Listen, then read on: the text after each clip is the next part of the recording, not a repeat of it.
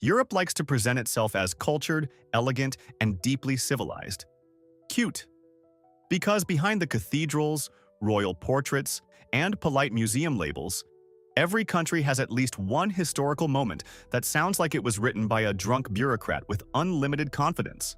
Today, we're going across Europe country by country to find the weirdest, dumbest, most absurd stories hiding under all that heritage. 1. The Monte Carlo Casino in Monaco looks like the final boss of luxury gambling. Tuxedos, diamonds, roulette wheels, and the permanent smell of people making financial decisions they will later describe as an experience. But here is the deliciously ironic part. Actual citizens of Monaco are not allowed to gamble there.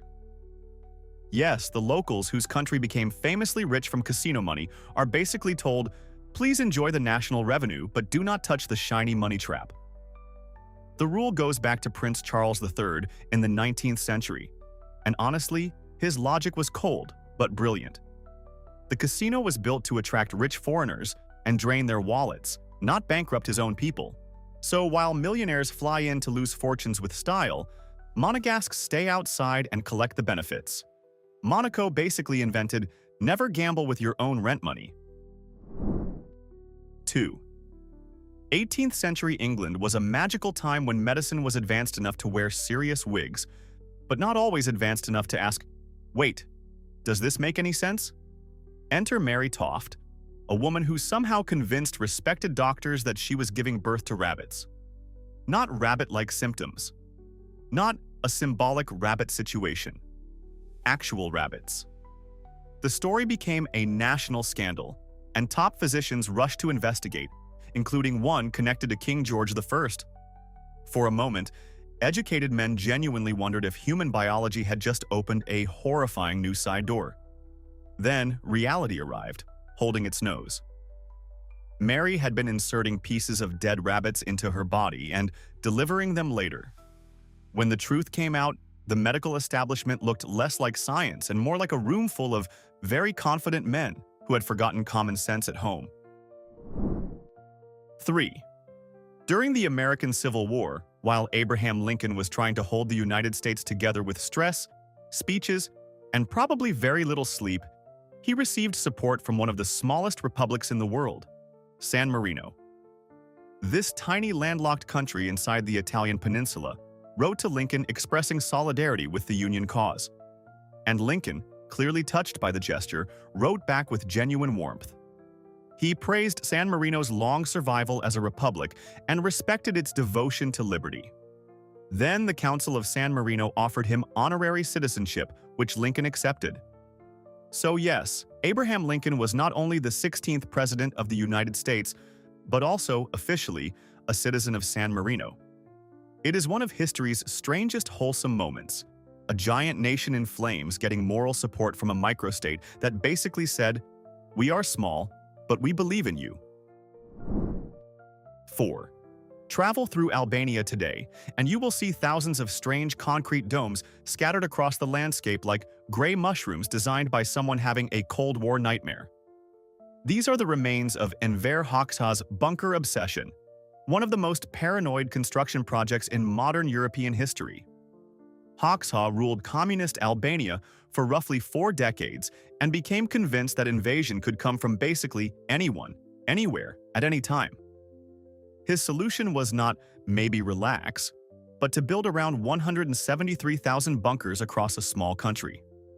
That worked out to roughly 1 bunker for every 11 people, because apparently even paranoia needs good distribution. They appeared on beaches and mountains, near homes, and even around playgrounds, yet they were never used for their intended purpose. Today, Albanians have turned some into cafes, storage spaces, and hostels. A dictator built monuments to fear. The people turned them into furniture. 5. King Gustav III of Sweden hated coffee so much that he decided to prove it was deadly with what he considered a scientific experiment. His test subjects were 2 condemned identical twins because apparently ethics had stepped out for a very long lunch. Their death sentences were reduced to life imprisonment under one strange condition. One twin had to drink 3 large pots of coffee every day, while the other had to drink 3 large pots of tea. Gustav appointed doctors to observe the results and waited for the coffee drinker to collapse, proving his royal anti-coffee theory. Instead, the experiment became a comedy of failed expectations. The doctors died first. Then Gustav himself was assassinated.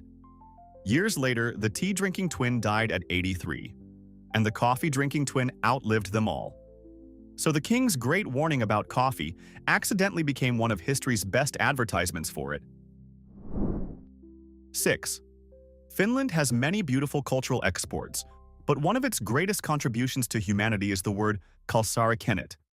It means drinking at home, alone, in your underwear, with absolutely no intention of going outside. And honestly, that is not a word. That is a lifestyle with national paperwork. This is not presented as failure, sadness, or I gave up on the evening. In Finland, it is treated almost like a peaceful art form. The sacred decision to cancel ambition, reject pants, and enjoy your own company.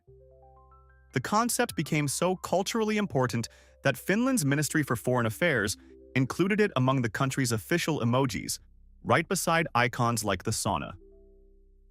Imagine a government looking at its people and saying, "Yes, this is us. This deserves international recognition." The rest of the world had been doing it for years, but Finland gave it a flag. 7. In the 17th century, Simeon of Polotsk was not exactly your average scholar. He was a Belarusian poet, cleric, teacher, and intellectual bridge between Eastern Europe and Western European learning. As a tutor to the children of the Russian Tsar, he pushed ideas that were far ahead of his environment. He imagined a grand academy filled with serious subjects: theology, languages, philosophy, astronomy, and all the respectable knowledge you would expect from a man trying to modernize education. But hidden among these weighty disciplines was one spectacular proposal: a department devoted to the science of laughter. Simeon believed comedy was not just a silly distraction for people avoiding work. Humor, to him, was worthy of study. Sadly, his dream academy was never fully realized, which means humanity was robbed of the greatest university course ever offered: advanced laughing, with homework. 8. In the late 14th century, the Catholic Church entered what can politely be called a management disaster, and less politely called too many popes in the kitchen. The Western Schism began when 2 men both claimed to be the real pope, one based in Rome and the other in Avignon, France. Both had support, both had cardinals behind them, and both refused to step aside. So church leaders tried to fix the mess by calling a council, removing both rivals, and electing one new pope. A clean solution, right? Of course not. The original 2 rejected the council. The newly elected 3rd pope stayed in place, and suddenly there were 3 men claiming the same holy job. Then, with peak medieval confidence, each pope excommunicated the other 2. For a while, Christianity had 3 rival popes, all officially declaring the others spiritually fired. 9. Luxembourg is famously wealthy, organized, and extremely practical, which may explain one of the funniest military decisions in European history. At one point, Luxembourg's armed forces included a tiny air wing with just 2 military patrol aircraft. 2 planes. Not exactly a sky-darkening armada, but still technically air power. Then the government looked at the cost of maintaining, operating, and storing these aircraft and seems to have reached the most Luxembourg conclusion possible: this is not worth the bill. So they sold them to a private airline. Just like that, the country's combat air capability disappeared. Not in battle, not in crisis, but through responsible budgeting. While other countries spend fortunes trying to project strength, Luxembourg basically checked the spreadsheet and said, or we could simply not do that. It is national defense by accountant, and honestly, very on brand. 10. Cyprus is often romanticized as the Isle of Love, but it also deserves the title Isle of Cats, because cats are everywhere. Their legendary origin story sounds like someone solved a snake problem with the world's cutest military operation. According to tradition, in the 4th century, Saint Helena, mother of Emperor Constantine, founded a monastery on the island. The problem was that Cyprus was crawling with poisonous snakes. which is not ideal if your long-term plan involves prayer, agriculture, and not being bitten. So Helena reportedly arranged for hundreds, possibly thousands, of cats to be brought from Egypt and Palestine. The cats were released to hunt the snakes, and a monastery later known as St. Nicholas of the Cats was connected to caring for this furry anti-serpent army. To this day, Cyprus's huge cat population feels like the living result of ancient pest control with whiskers. 11. In Hungary, Easter does not simply end with chocolate and polite family meals. The day after Easter Sunday is called Laksókodás, or Watering Monday, and it is exactly the kind of tradition that sounds charming until someone mentions the bucket. Boys and men visit female friends and relatives, recite a short poem, usually with a playful or teasing tone, and then water them. Originally, this meant dousing women with cold water because nothing says spring renewal like being ambushed into a freezing outdoor shower. The ritual has pre-Christian roots linked to fertility, health, and beauty. Today, the buckets have mostly been replaced by perfume or cologne, which is less hypothermia and more aggressive fragrance attack. In return, women give painted eggs, pastries, and sometimes palinka, the local fruit brandy. It is festive, flirtatious, and historically damp. 12. Longyearbyen, a Norwegian town on Svalbard, and one of the northernmost settlements on Earth, has plenty of Arctic survival rules. But the most famous one sounds fake until you hear the reason. You are not supposed to die there. This is not because the town has discovered immortality and is keeping it quiet. It is because the ground is frozen solid with permafrost, and buried bodies do not properly decompose. That became especially unsettling when scientists examined bodies of miners who had died during the 1918 flu pandemic and found the virus preserved inside them. So the local cemetery stopped accepting new burials decades ago. If someone is terminally ill, they are usually flown to mainland Norway before the end. Longyearbyen is one of the few places where death is treated less like fate and more like a logistical problem with freezing temperatures. 13. Liechtenstein once pulled off what might be the most wholesome military campaign in history. During the Austro-Prussian War of 1866, the tiny principality sent out a force of 80 soldiers to defend a mountain pass. They performed their duty, saw no combat, suffered no casualties, and eventually marched home. So far, very respectable. But when they returned, officials counted them and discovered a problem that was not really a problem. There were now 81 men. Liechtenstein had gone to war with 80 soldiers and come back with 81. Apparently, during the deployment, they had befriended an Italian liaison officer who enjoyed their company enough to come home with them. Most armies lose men in war. Liechtenstein gained one. No casualties, no battle, one bonus friend. That is not just a campaign. That is a perfect military customer satisfaction score. 14. In parts of rural Moldova and Romania, New Year celebrations can involve something far more intense than fireworks and awkward family speeches.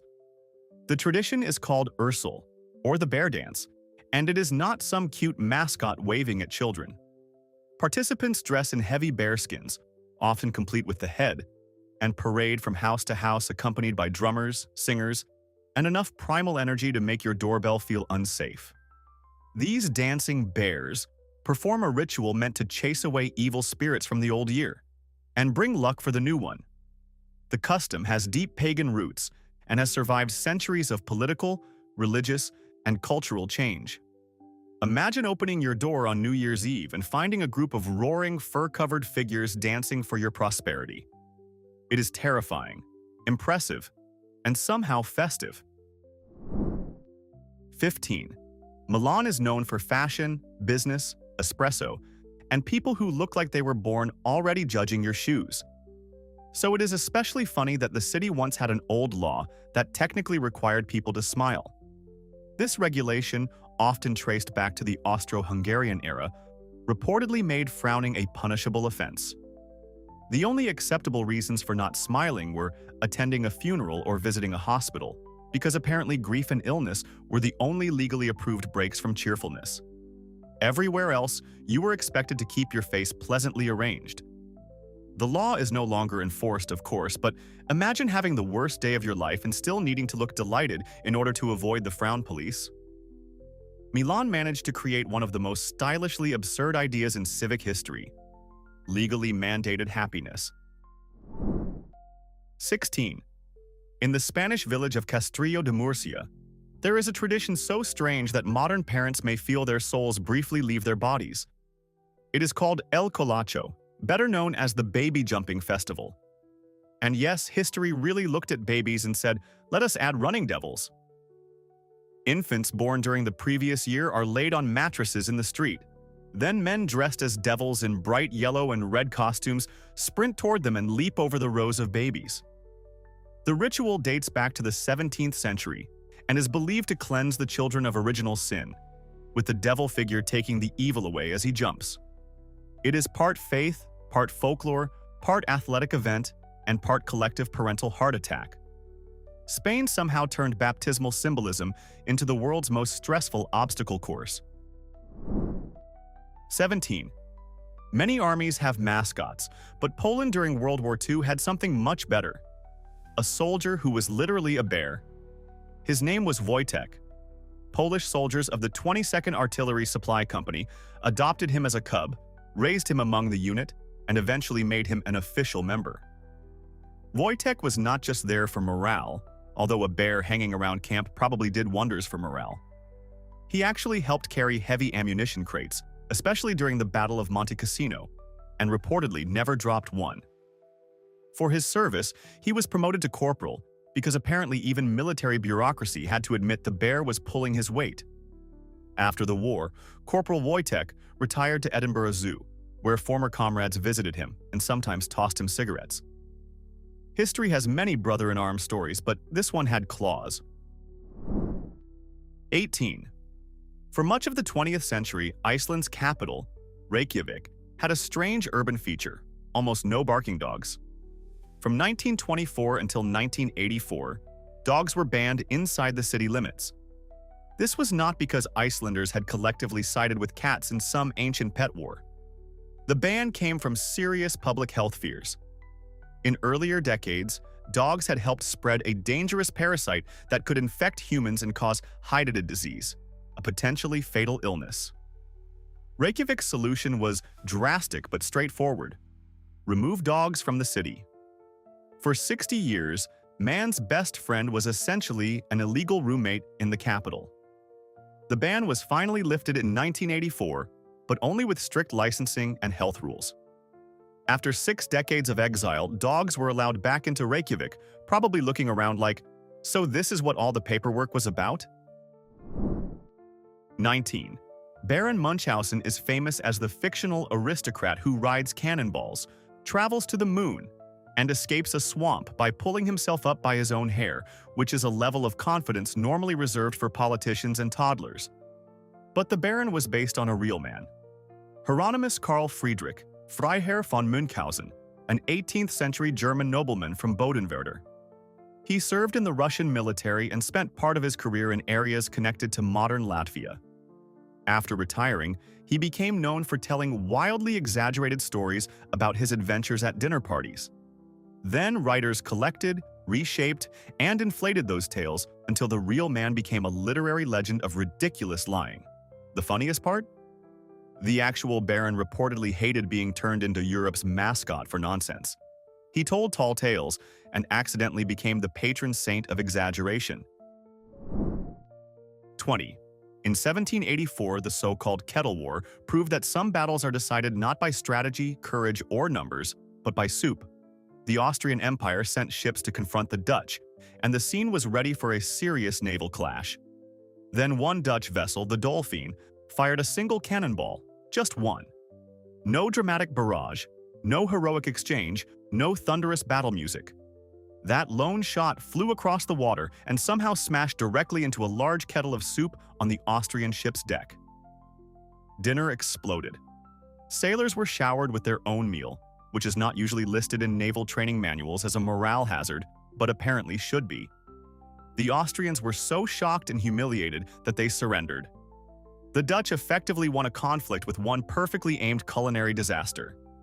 History rarely gets more stupidly efficient. 21. Europe's vampire panic did not truly begin with Dracula dramatically brooding in Transylvania. One of its major sparks came from Serbia in the early 18th century. After parts of the region came under Austrian control, officials began recording local claims that the dead were rising from graves and attacking the living. Cases involving figures like Petar Blagojevich and Arnold Paole were not passed around merely as fireside gossip. Austrian military surgeons and administrators documented them in formal reports, complete with exhumations and descriptions of corpses that seemed disturbingly preserved. That official tone gave the stories a dangerous upgrade. Suddenly, vampires were not just village folklore. They arrived in Western Europe stamped with bureaucracy and medical language, which made the whole thing feel weirdly credible.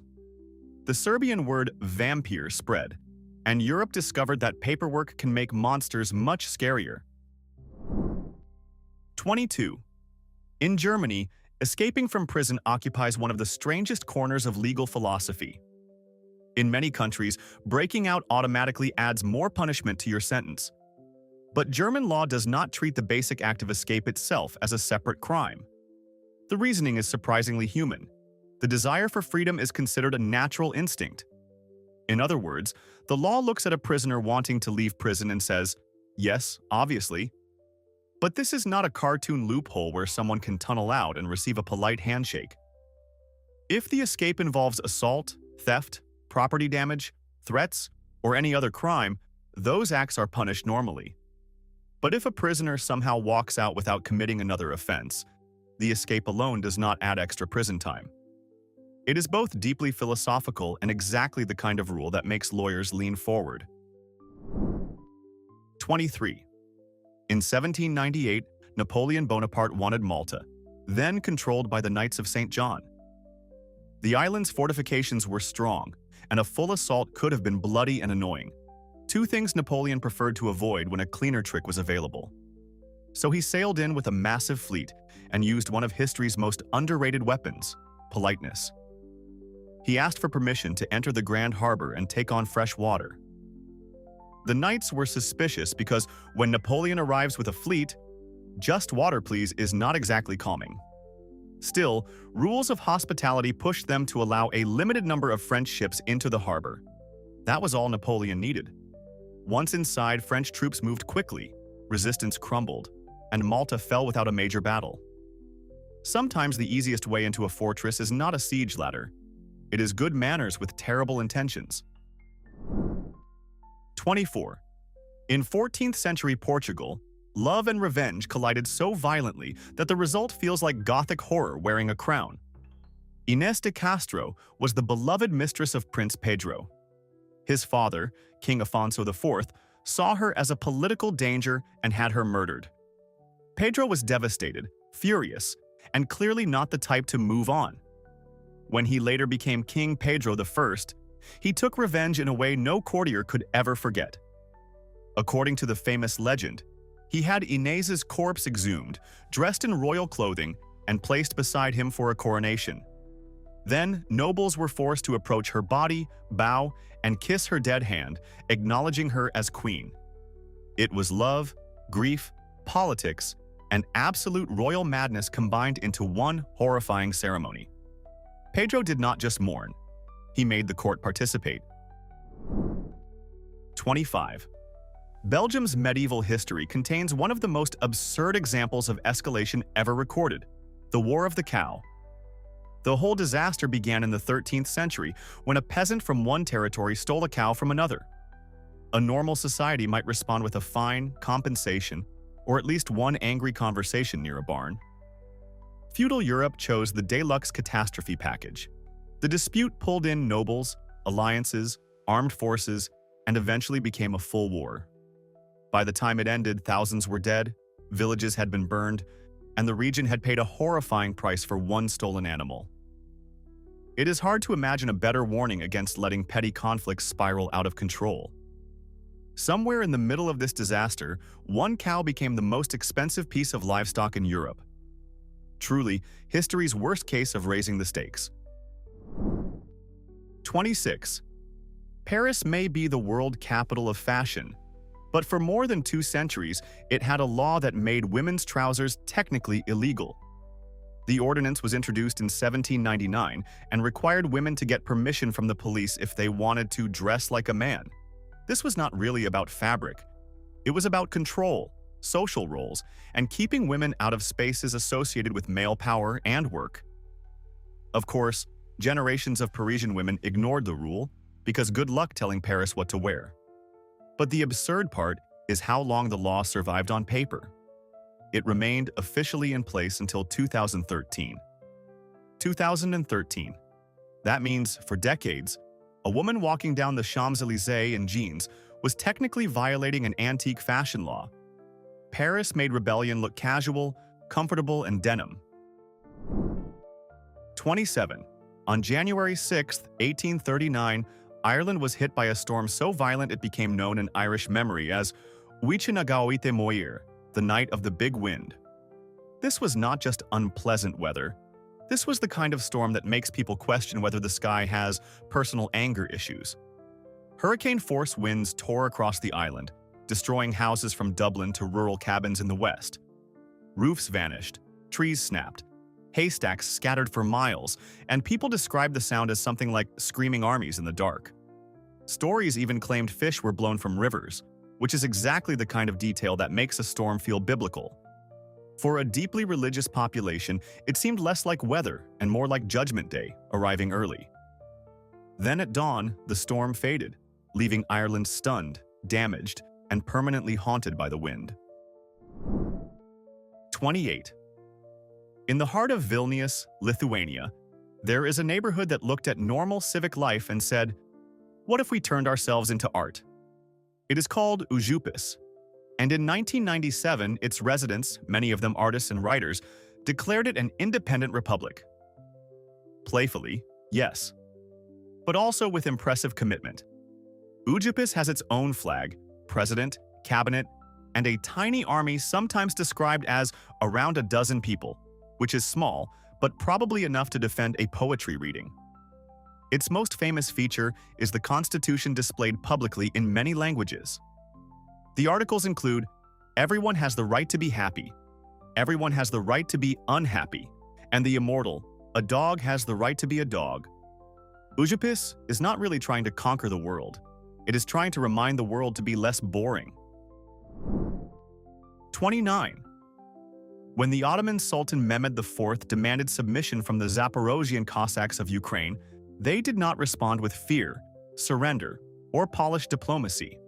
They chose the nuclear option of 17th century communication, a brutally insulting letter.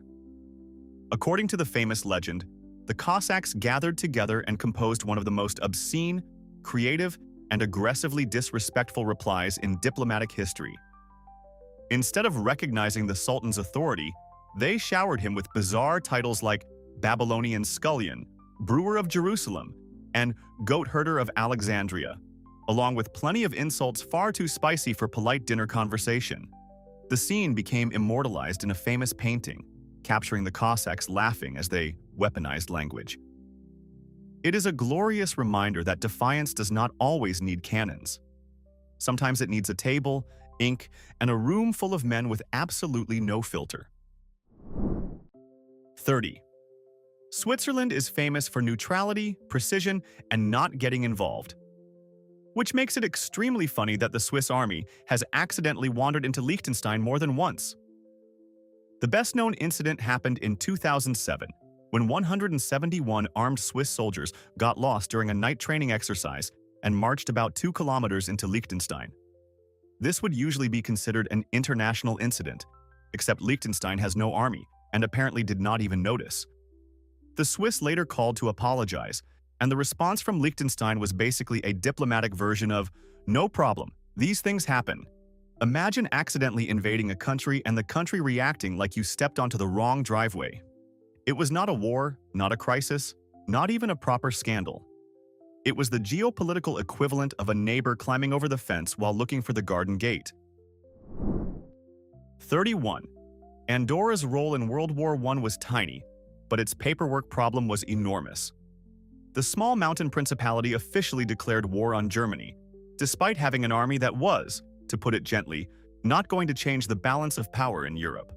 Since Andorra did not meaningfully participate in the fighting, it was easy to forget when peace documents were being prepared. And that is exactly what happened. When the Treaty of Versailles was signed in 1919, Andorra's name was not included. Technically, this meant Andorra remained at war with Germany for decades, long after the rest of Europe had moved on, rebuilt, collapsed into another war, and moved on again. The situation was finally corrected in 1958. So Andorra managed to stay in a formal state of war, mostly because someone forgot to add it to the guest list for peace. 32. Finland returns with another national pastime that sounds like a joke until you realize people train for it. The Wife-Carrying World Championship. Every year in Sonkajärvi, competitors race through a 253-meter obstacle course while carrying a woman, usually a wife, though the rules are famously flexible. The course includes sand, fences, and a water obstacle, because apparently running while carrying another human was not already chaotic enough. The prize is wonderfully Finnish. The winner receives the woman's weight in beer. The tradition is often linked to legends of a 19th-century bandit who supposedly stole women from nearby villages by carrying them away on his back. Many countries would quietly bury that story in a dark folklore drawer. Finland turned it into an international sport with rules, spectators, and alcohol-based rewards. History became cardio, and cardio became weirdly romantic. So that was Europe, a continent of castles, philosophy, opera, and apparently baby jumping, bear soldiers, vampire paperwork, soup-based naval warfare, and governments making decisions that should have required adult supervision. Now here's where the comments get dangerous. Which country got the weakest fact? Which one deserved a much crazier story? And what absolutely ridiculous European history moment did we miss? Defend your country, attack someone else's, keep it historically legal. And if this video gave you at least one, there is no way that's real moment, hit like and subscribe, because history clearly has not finished embarrassing itself.